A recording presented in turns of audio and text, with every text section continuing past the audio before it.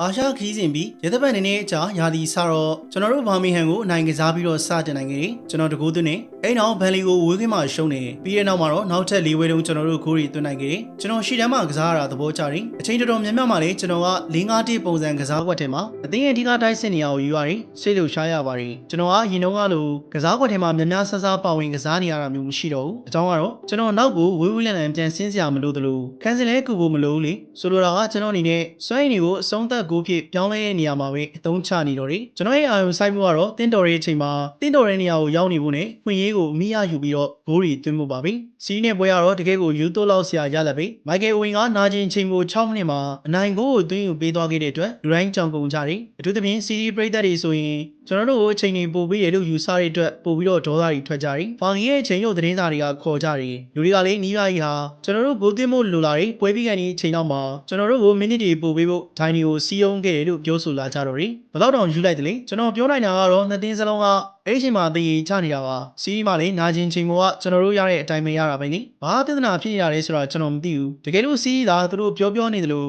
ရီမန်းချက်ကြီးရဲ့အတင်းဆိုရင်သူတို့တွေအဲ့ဒီရတဲ့မိနစ်မှာအခွင့်အရေးရအောင်လုပ်ပါလား။သူတို့တွေးတင်တာပေါ့။ငါတို့တော့ဂိုးသွင်းမှုအချိန်ရပြီလို့သူတို့မတွေးပါဘူးဒါပေမဲ့ကျွန်တော်တို့ကတော့တွေးတယ်ကျွန်တော်တို့သာခွင့်ရေးတွေဖန်တီးနိုင်ရင်မိုက်ကယ်အိုမဲဖြစ်ဖြစ်ကျွန်တော်ပဲဖြစ်ဖြစ်တယောက်ကတော့အနိုင်ကိုသွင်းနိုင်မယ်ဆိုတာကိုသိနေကြတယ်အဲဒါကြောင့်ပဲလေးလေးပုံစံကစားပွဲပြောင်းတဲ့အချိန်မှာအသင်းရဲ့လူစင်းတွေကိုမိုက်ကယ်အိုဝင်လာခဲ့ရပေါ့သူကပွဲကြီးတွေမှာအပြေကိုပြောင်းလဲနိုင်နေလေကျွန်တော်ခရစ်စမတ်ကာလမှာဂိုး73ဂိုးရထားပြီအဲ့လိုသွင်းနိုင်တဲ့အကြောင်းတွေကတခုကတော့အန်တိုနီယိုဘလင်စီယာပဲသူကမြန်ဆန်တဲ့တောင်ပန်ကစားသမားဖြစ်တယ်အထိန်သိမ်းကောင်းနေဖြတ်တင်မော်ရီကောင်းနေကစားသမားသူရောက်လာခဲ့တဲ့ပုံစံကောင်းနေပြနေတယ်ဖြတ်တင်မော်ရီကအေးရတွေကိုမြင်မြန်ဆန်ဆန်နဲ့အများပြားရောက်ရှိလာတယ်ကျွန်တော်ကအဲ့ဒီဖြတ်တင်ပေါ်အများစုကိုအဆုံးသတ်နိုင်မှုစူးစမ်းနေရတယ်ကျွန်တော်လီးချင်းခွင်းမှာလေးလာလို့ရသလောက်ကတော့သူနဲ့ကစားရင်ကျွန်တော်အနေနဲ့အမြဲတမ်းအဆင်သင့်ဖြစ်ဖြက်လက်နေမှာဖြစ်မယ်ရိုနယ်ဒိုနဲ့တုန်းကထက်တောင်ပို့လို့နေသေးတယ်ရိုနီကထိုးချွန်တယ်ဒါပေမဲ့ဘလင်စီယာကတော့ဘေးစီးနာကနေဆွဲပြေးလာပြီးတော့မြင်မြန်ဆန်ဆန်ဖြတ်တင်ပေးတတ်တယ်သူ့ရဲ့ဗီဇာကိုကဖြတ်တင်မော်ဒီနဲ့ကစားဖို့ဖြစ်ပြီးတော့အဲ့ဒီလိုကစားတာကကျွန်တော်အတွက်ဘယ်အချိန်မှာအေရီယာတွေပြေးဝင်ရမလဲဆိုတာသိရဖို့ပို့ပြီးတော့လွယ်ကူစေတယ်ကျွန်တော်ဘလက်ဘန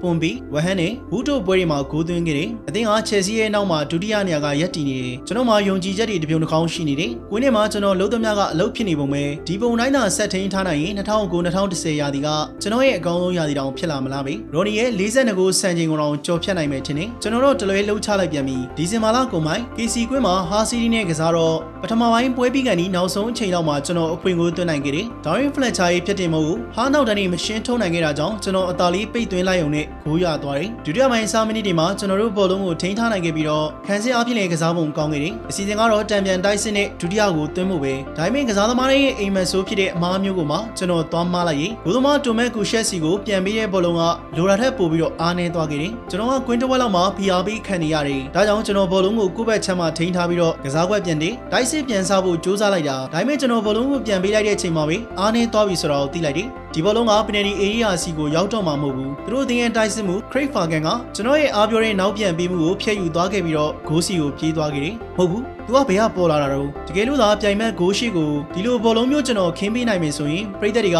ပြီးပြေးစုံနဲ့ဖန်တီးမှုလို့ခေါ်ကြမယ်ထင်တယ်အချိန်အစကွက်တီဖြစ်နေခဲ့တာကိုဒါပေမဲ့ပြောင်းပြန်ဖြစ်နေတဲ့အခါကျတော့ဖာဂန်ကကျွန်တော်တို့အေရီယာထဲမှာဂိုးသမားနဲ့တယောက်ချင်းတွေ့နေပြီအဲ့ဒီအချိန်မှာကျွန်တော်ဟာအဲ့ဒီနေရာမှာပဲကိုနဲ့ကတ်ထားသလိုဖြစ်နေတယ်ကျွန်တော်တွေဟာတေလူအောင်လေးနေလို့ကျွန်စီထဲမှာကတ်နေတယ်လို့ပဲစူးစူးရွားပဲဖာဂန်ကကူရှက်ကိုကြော်ပြီးတော့ဘောလုံးယူလိုက်တယ်ကျေးဇူးပြုပြီးတော့လွဲစမ်းမှာလွဲလိုက်စမ်းမှာကျွန်တော်ကူရကဲရမဲ့နေတယ်လို့ခံစားနေရတယ်ဖြစ်ပျက်နေတာကိုမတက်ရက်ပြီးပဲလိုက်ကြည့်နေမိတယ်လူတိုင်းကကွင်းထဲမှာရော TV ကနေရောကျွန်တော်ကိုကြည့်နေကြတယ်ကျွန်တော်အောက်ကိုနင်းဝင်သွားသလိုခံစားရတယ်လူတန်းပေါင်းများစွာကကျွန်တော်ရဲ့အမားကိုကြည့်နေတာကိုခံနေရတယ်ကိုစီအိမ်ရှိခန်းထဲမှာထိုင်ကြည့်နေကြတဲ့ United ပရိသတ်တွေကတော့ကျွန်တော်ကိုဆဲနေကြတော့ပြီကျေးဇူးပြုပြီးတော့လွဲစမ်းမှာလွဲလိုက်စမ်းမှာဖာဂန်ဘောလုံးထုတ်တာများသွားတယ်သူကကူရှက်ကိုကြော်ပြီးတော့ယူလိုက်တာဟာစီဒီကစားသမားဂျိုစီအရီဒေါကပြေးဝင်လာပြီးတော့အဲ့ဒီဘောလုံးကိုကန်သွင်းမှုစူးစမ်းတယ်ကျွန်တော်တို့ခန်းစီကစားသမားရော်ဖေတာဆေးဘာကသူ့ကိုဖျက်ထုတ်လိုက်တယ်ဒိုင်လူရခေယာကိုမှုတ်လိုက်တယ်ပင်နယ်ကျွန်တော်အမှားပဲသူတို့ဂိုးသွင်းသွားပြီကျွန်တော်အမှားပဲ1-1ဖြစ်သွားပြီကျွန်တော်အမှားပဲ TV ကင်မရာကြီးကကျွန်တော်ကိုချိန်ထားလိုက်ကြပြီကျွန်တော်လည်းကိုစီအိမ်ရှိခန်းဒီမှာ TV ကနေကြည့်နေမဲ့လူတွေကိ